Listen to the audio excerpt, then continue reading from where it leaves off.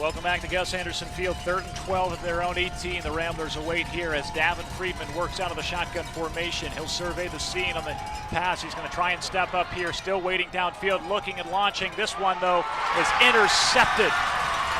As that one coming up on the interception for McDowell is Cash Hammond. What a play there as Friedman trying to look for the big play. Yeah, he did have a guy. He did have a man behind the defense. I think it was Gavin Easter who got behind the defense. Gavin Easter. So it's kind of like a punt, essentially. You know, you're going to take that's a tough throw that Freeman had to make from 40 yards downfield. That would have been an incredible throw to get it over the safety's head. So, you know, as a coach, it's not the worst play. That's like a long punt. So 7:01, and again, it'll be Salt coming out here, and he's going to hand it off this time, trying to get to the near sideline. Brody Bonzo spins away and spins up as he gets across midfield and down to the 44. That'll be a pickup of 16. What a spin move. Bronsel pushing the B button there, and there you saw a little bit of miscommunication. Salt, the backup quarterback, or the Bronsel went the wrong way and was almost a disaster. But a nice little move to tack on an extra 5 or 6 from that solid run. Lucas Salt is in at quarterback as Deontay Flemings continued to be worked on the near sideline for McDowell. He left on the last drive for the Trojans. Out of the shotgun formation, Salt hands it off to Bonsall again. This time, he's going to get right back, maybe lose a yard, as it was marked at the 47. So it was a pickup previously on 13. That'll bring up a second at about 11. And once again, the starting position is remarkably lopsided in this game. If you looked at the stats and saw the average started possession, you would not believe it's 7-3 prep. So McDowell's got to start getting points from these decent field positions. They get back to the line of scrimmage on that last one. Play action and looking deep. Nowhere to go, though, for Salt as he's still weaving and working his way to get positive yardage. But, boy, did he take a hit. He gets down to the 42-yard line. That'll be a pickup of 5. And a good play by Arrighetti to blow up that play. Salt, what an athletic play. It looked like a 10-yard loss. And that was Max Spalding who just destroyed Salt. And I'm surprised they didn't. It looked borderline from here, just a good, hard football hit. I was hoping he didn't catch him up in the helmet area, and it does not appear that happened. So 3rd and 5 for McDowell with 5:45 and counting from the 42 of the Ramblers. John Laddick here alongside Jamie Murphy. We thank you so much for joining us here tonight. Salt will motion a man. And the handoff goes to Bonsall up the middle, inside the 40, still working his way down to around the 38 for a pickup of about 4. That's going to be a yard short of the first down marker. And just pounded ahead. They're short. That's an easy, everyone knows they're going to go for this. And just keep moving the sticks. Bonsall's not really that big, kind of an average size, but he's got some power to him and can move the pile. 5'10", 178 is what he's listed at. The senior back. McDowell surveys, trying to draw Cathedral prep offside, so they'll set the play here on 4th and 1 from the 38. The handoff, Bonzo up the middle. He has room to run and just tripped up there, or he would have gone for 6 as he falls down to the 30 for a pickup of 8.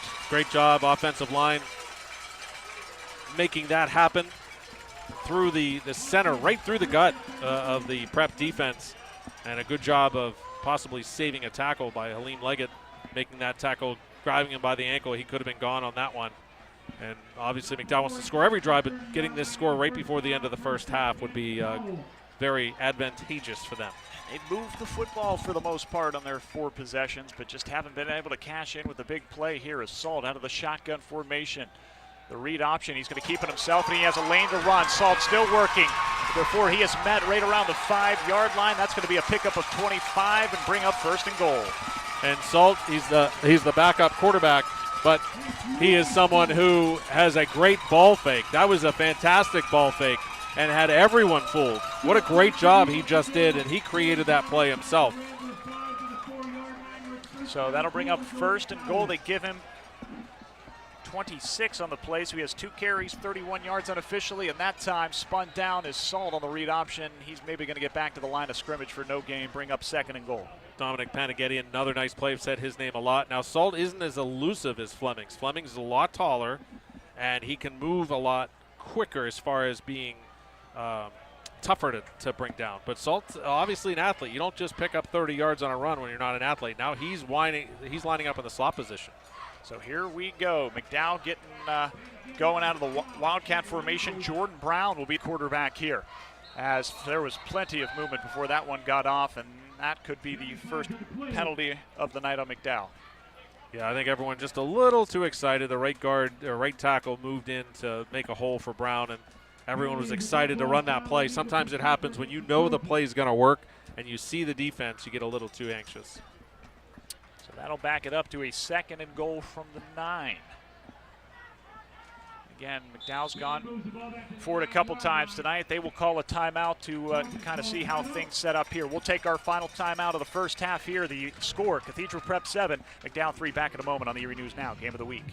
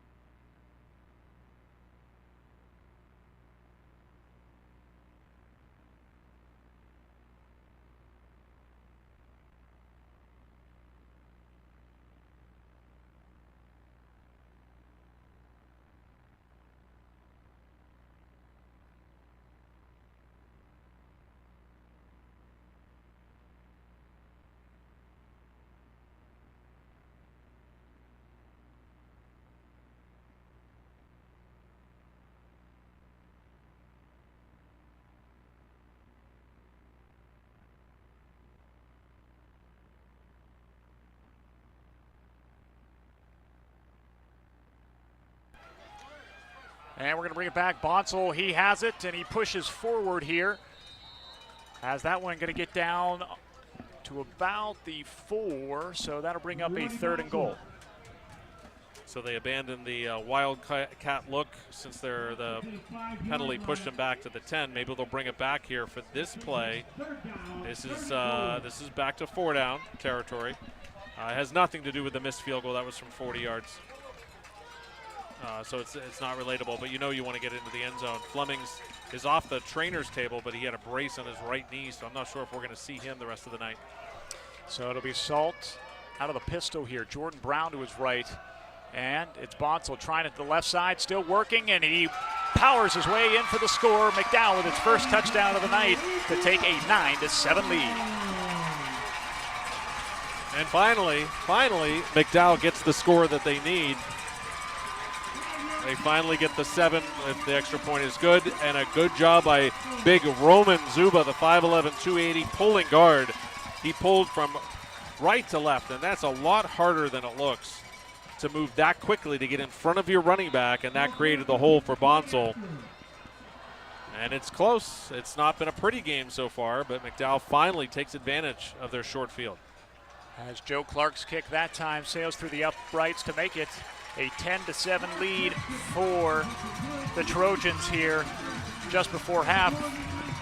And again, just to remind you, it was McDowell receiving the opening half kickoff as the Ramblers won the initial toss. Hey, I want to take a moment here. I know he's watching here and has been dealing with some things personally, but Tycho Swick has been a major part of football in this region with the Save and I football game for decades at a time. And I know he's watching here tonight. Tycho, we want to wish you the very best as you continue along. We know how much you mean to so many people in the football community around here, and especially you get excited for games like this and the passion that is involved in a game like this. So Tycho, we want to wish you the very best as you continue your journey here, and thank you for all you have done and will continue to support and do in the football community. So a 10-7 game right now with 2:35 to go until the Hall Pros halftime show. Hall Pros, the trusted junk removal team in Erie, as Clark will get set to send this one away and see if the Ramblers can bounce back from that interception thrown on the last possession. Clark tees it up as this one going to sail towards the end zone. It'll be a touchback, and the Ramblers will begin drive number 4 from their own 20. One thing that's been somewhat surprising is we have not seen Davin Friedman throw it a whole lot tonight. So he was 10 of 20 last game, and that's in a loss. You see a lot of times quarterbacks throw up big completion attempts numbers in losing effort. So he's not relied on to throw a ton. As we said against Warren, was 9 of 11.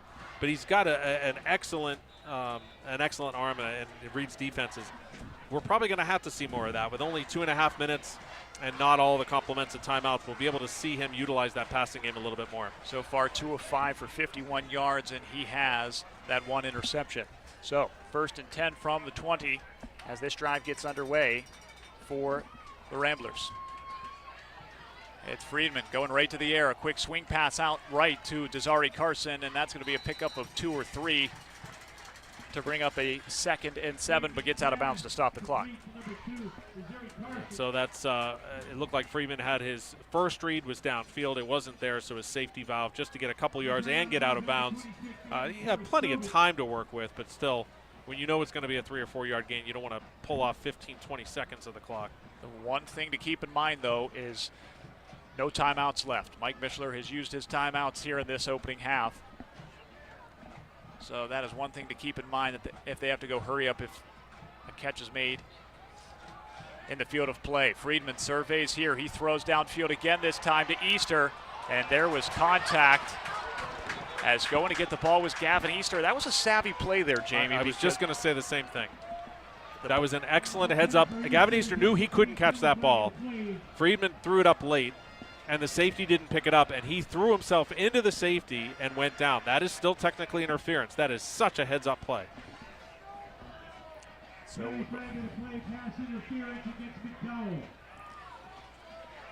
So we will see where they mark it. Again, it's not a spot foul here. Yeah, so that's a tough play for Ben Spooner back there. He was in his position. He did everything right. He didn't pick up the ball right away because he's looking for Easter. He's looking for the coverage. And there's just not much you can do. So that'll move it out to the 37. More importantly, a fresh set of downs for the Ramblers with 2:21 to go in this opening half of play. Trailing by 3 here to the Trojans as McDowell's fresh off its opening touchdown of the ball game. And it was a good scheme, good coverage by McDowell because they kept that safety high, and Friedman didn't really have the long pass. So that, as we said, a heads-up play creates the first down. Well, as Friedman works out of the shotgun here, 4 receivers, he goes quick. This time it's going to be caught, but trying to get out of the way of the tackle was Easter, but he is going nowhere. Maybe gets back to the line of scrimmage. McDowell brings the blitz on that one from the linebacker, and Carson did a good job picking up the blitz and giving Friedman an extra pace, but there was just nowhere to go with it. He was so limited with it, and Easter's careful. You got to be careful on that play. Staying up can create a lot more problems. You run more of the clock, and sometimes it leads to a fumble. So luckily not a disaster there. Now Prep's got to hurry a little bit here with just 1:45 to go. Trying to make some substitutions and some confusion certainly, and they have just 9 seconds left of the play clock, so they're in trouble. Yeah, this is a delay again. No timeouts left. They've got to go quickly. 2-1, and that's going to be a delay of game penalty. That's the 9th penalty for the Ramblers in this half. That's remarkable. 9 penalties in one half, and the McDowell players are pumping up the crowd. They're excited. And Prep never had the play call. They at no point knew what play they were running. And, man, this has just got to be the most frustrating thing in the world, taking these penalties. So 1:30 is where the clock has stopped. A 10-7 lead for McDowell. And it's a 2nd and 14 now from the Ramblers' 33-yard line.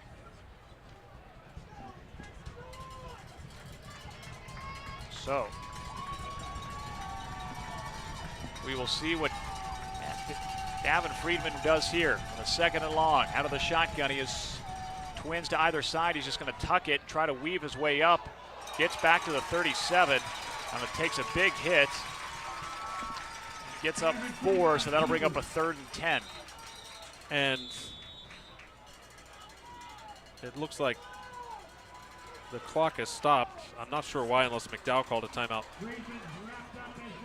So Aaron, I think so they're going to, Aaron Slocum wants to discuss some things. He's going to bring his guys, so I believe it is a timeout. So it'll bring up 3rd and 10. So 4 yards and for Freeman on that, just his 2nd carry of the game.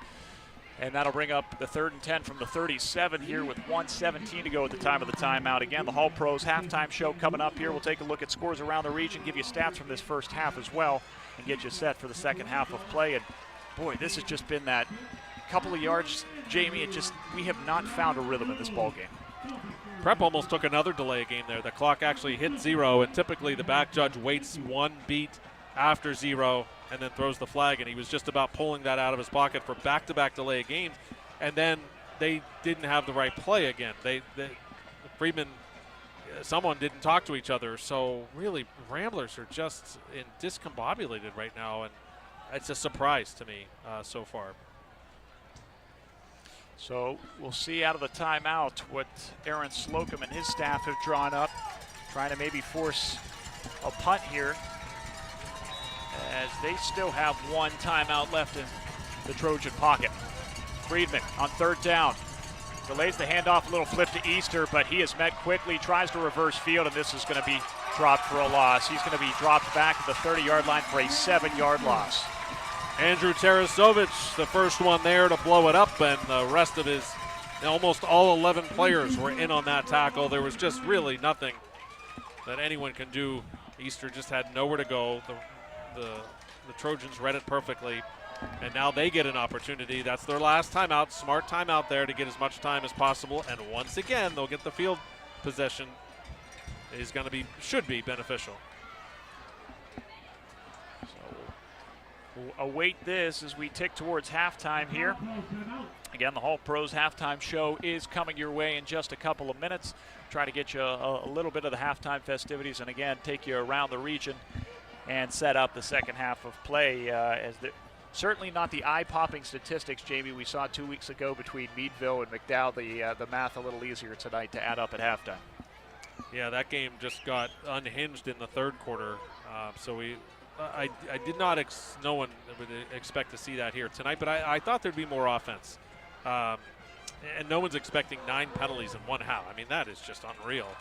So that's got to be fixed, and everybody knows it. It'll be a different second half. As Leone will await the snap here to send this one away, as Owen Haffey back standing around his own 35-yard line. Will await the punt. This one a little bit better this time from Leone as he gets this across, coming up to make the play, and the fair catch around the 43-yard line is Haffey. So McDowell will have 66 seconds to try and put some more points on the board.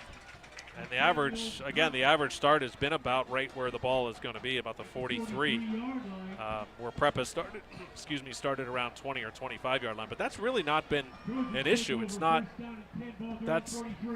that is actually going against what the score is, that McDowell should be up by more, because they've had the ball longer, they've moved the ball better, they've played better than Prep. So I think Prep, the way this half has gone, if they go into the locker room down 10-7, I think they'd be happy with only being down by 3. Lucas Salt still in at quarterback. Again, Deontay Flemings 2 drives ago left after a run with injury, has not returned. He has Brody Bonsall behind him in the backfield. They go play action, looking downfield, surveys the scene and tries to go for the catch there, as unable to come up with it that time was Kingston Horton Dickerson. They were looking for the big gainer into Prep territory, but good pass breakup. And no one picked him up coming out of the backfield. He was wide open. That throw came just a half beat too late. Otherwise, that's a easy, maybe a touchdown, but at least 20 yards. So we will continue along here with 1 minute to go. 2nd and 10 from the 43 for McDowell. Salt going to reset things. He has 4 receivers split out, 2 to either side, and Bonsall goes to the sidecar left. Salt takes the snap, surveys, looking for a quick hitter to the out boundary, but that one not reeled in by Haffey. Another incompletion. That'll bring up 3rd and 10. Yeah, and so that was his primary receiver out there on the ball. Again, just a little bit off the mark, looking for Owen Haffey, and he was open. He had beat his man to the outside,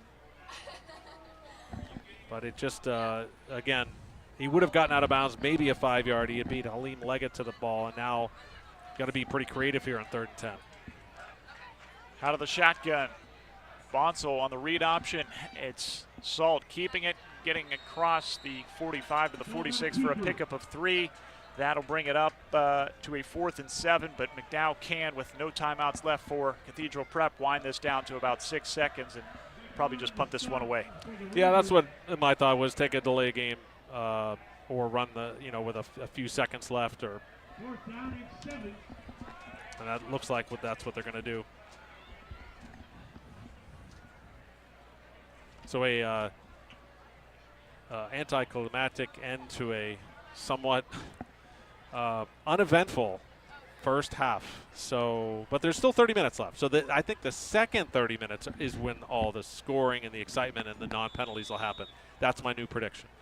All right, that is the updated prediction from Jamie Murphy. It's kind of been like a boat out in the water. You can feel the storm coming. Very choppy as John Leidig tries to come up with a very unique analogy for this first half of play. Sure, we'll go with that. We'll go with that one, yes. Yeah. All right, it is 10-7 McDowell here with 8 seconds to go in the first half of play. Again, the Hall Pros halftime show is coming your way. Erie's trusted junk removal team will take a look around the region and the scoreboard. The statistics from this first half, try to bring you some of the halftime festivities as well. As we will get set to send this one away. The kick is up, and that'll bounce as the clock winds. 2-1 goes out, and that is halftime here from Gus Anderson Field. After the opening half of play, it is McDowell 10, Cathedral Prep 7. The Hall Pros halftime show is next.